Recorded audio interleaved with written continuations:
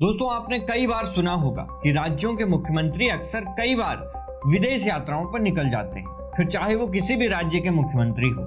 लेकिन एक राज्य का मुख्यमंत्री ऐसा है जिसके बारे में आपने शायद ही कभी सुना हो कि वो विदेश यात्रा पर गए हैं। जी हाँ, हम बात कर रहे हैं उत्तर प्रदेश के मुख्यमंत्री योगी आदित्यनाथ की। दोस्तों, 2017 से जब से योगी आदित्यनाथ उत्तर प्रदेश के मुख्यमंत्री बने हैं, तब से लेकर आज तक उनकी विदेश यात्राओं के बारे में न कभी मीडिया में सुना गया और न ही देखा गया। लेकिन अब पूरे 9 साल बाद योगी आदित्यनाथ अपने एक विदेशी दौरे पर निकल चुके हैं। आइए आपको इस वीडियो में बताते हैं कि योगी किस देश के दौरे पर निकले हैं, इसके पहले वो कितनी और विदेश यात्राएं कर चुके हैं। इसके अलावा हम ये भी बताएंगे कि सबसे ज्यादा विदेश यात्रा और सबसे कम विदेश यात्रा करने वाले मुख्यमंत्री कौन कौन थे।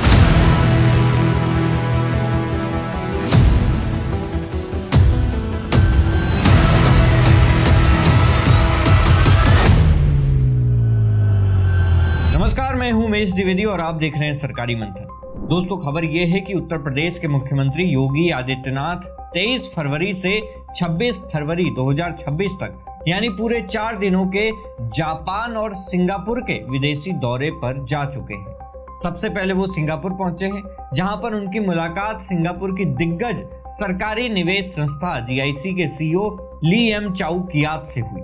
इसके अलावा उन्होंने गूगल, तोशिबा और सुजुकी मोटर्स जैसी 33 बड़ी कंपनियों के आकाओं से आमने सामने बात की। अकेले सिंगापुर में 25 और जापान में 8 प्रमुख कंपनियों के साथ उनकी बैठकें तय हैं, जिसका मकसद है ग्रीन हाइड्रोजन से लेकर एविएशन और एग्रीकल्चर तक हर क्षेत्र में विदेशी निवेश की गंगा को बहाना। लेकिन यहाँ एक बात आप लोग जरूर सोच रहे होंगे कि योगी आदित्यनाथ विदेश जाने के मामले में इतने कंजूस क्यों रहे हैं। दोस्तों, इतिहास गवाह है कि मुख्यमंत्री बनने के बाद ये उनका केवल दूसरा बड़ा आधिकारिक विदेशी दौरा है।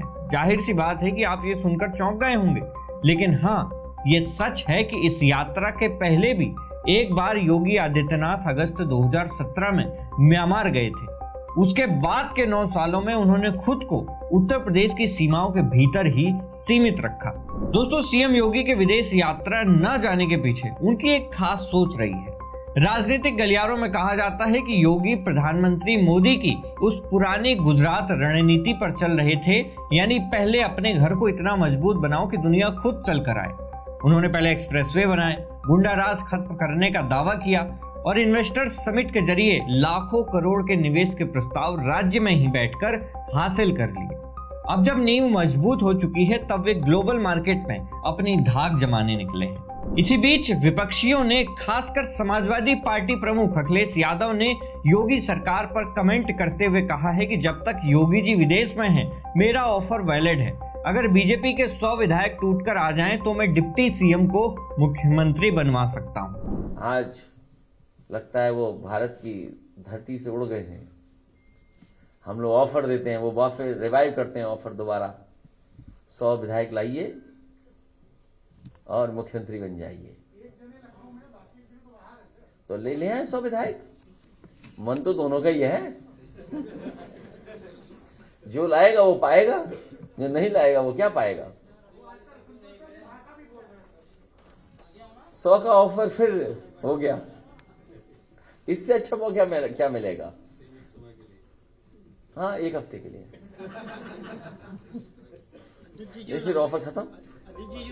हालांकि ये एक राजनीतिक व्यंग था, लेकिन इसने यूपी की राजनीति में चर्चाओं का बाजार गर्म कर दिया है। चलिए अब आपको बताते हैं कि भारत के वो कौन कौन से मुख्यमंत्री हैं जिन्होंने सबसे कम विदेश यात्राएं की हैं। दोस्तों, इस लिस्ट में योगी आदित्यनाथ के अलावा VS अच्युतानंदन का नाम सामने आता है, जो केरल के मुख्यमंत्री रह चुके हैं। उनके पूरे कार्यकाल में उन्होंने कोई विदेश यात्रा नहीं की।